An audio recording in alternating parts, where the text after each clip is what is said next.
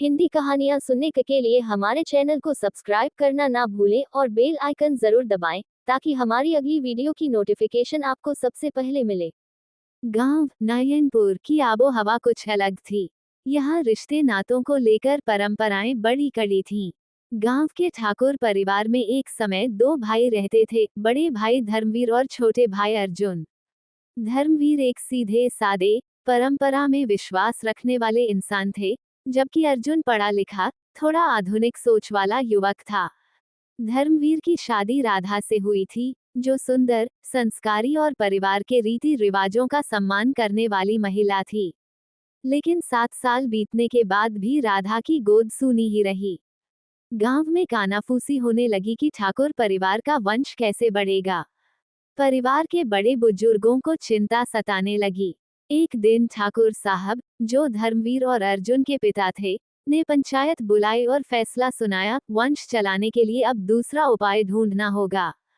हमारे पूर्वजों की परंपरा रही है कि जब बहू संतान न दे पाए तो छोटी बहन या साली से विवाह कर वंश को आगे बढ़ाया जाता है।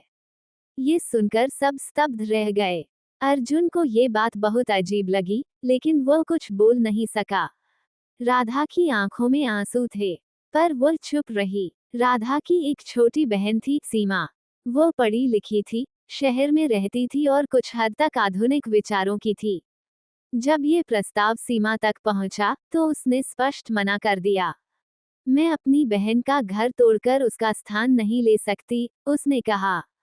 लेकिन जब राधा ने खुद उससे बात की और समझाया कि यह केवल परंपरा नहीं, परिवार की जिम्मेदारी है, तो सीमा का दिल पसीज गया।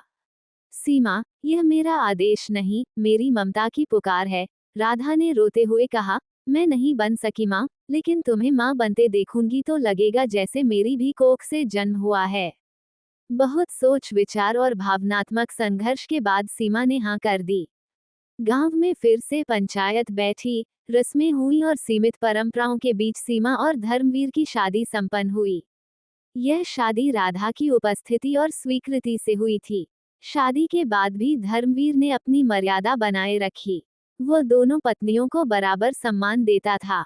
राधा और सीमा के बीच कभी मतभेद नहीं हुआ, क्योंकि राधा ने कभी सास या सौतन का व्यवहार नहीं किया, बल्कि उसे छोटी बहन की तरह संभाला।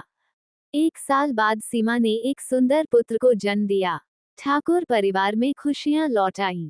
बच्चे का नाम रखा गया संवर्धन, यानी जो वंश को आगे बढ़ाए। गांव में ये कहानी मिसाल बन गई। लोग कहते, जहां औरतें खुद रिश्तों की डोर को समझें, वहां घर कभी नहीं टूटते। पर कहानी यहीं खत्म नहीं होती। अर्जुन की उलझन। अर्जुन इस पूरे घटनाक्रम से विचलित था। उसे यह परंपरा सही नहीं लगती थी, लेकिन उसने परिवार की भावनाओं का सम्मान करते हुए चुप्पी साधे रखी। पर जब संवर्धन थोड़ा बड़ा हुआ, तो अर्जुन ने धर्मवीर से बात की। भैया, आपने जो किया वो एक मिसाल बन गई, लेकिन क्या यह आवश्यक था? धर्मवीर मुस्कुराए, शायद नहीं, लेकिन परिस्थितियां थीं।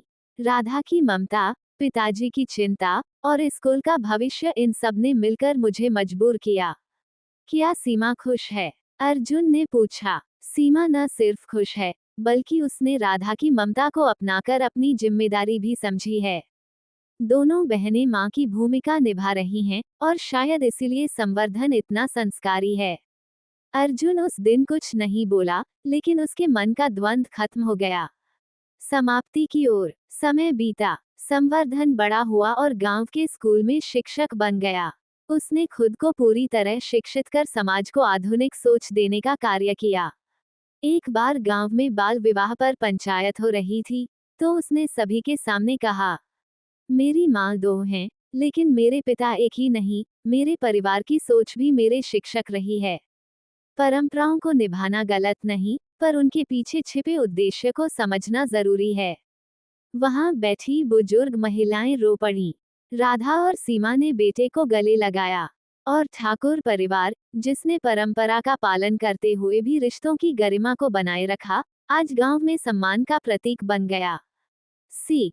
इस कहानी से यह सीखने को मिलता है कि अगर परंपराएं प्रेम, समझदारी और आपसी सम्मान से निभाई जाएं, तो वे बोझ नहीं बनती, बल्कि समाज को दिशा देती हैं। साली से विवाह एक पुरानी परंपरा रही है, लेकिन यदि वह निर्णय सभी की सहमति और सम्मान के साथ लिया जाए, तो वह भी एक नई शुरुआत बन सकता है।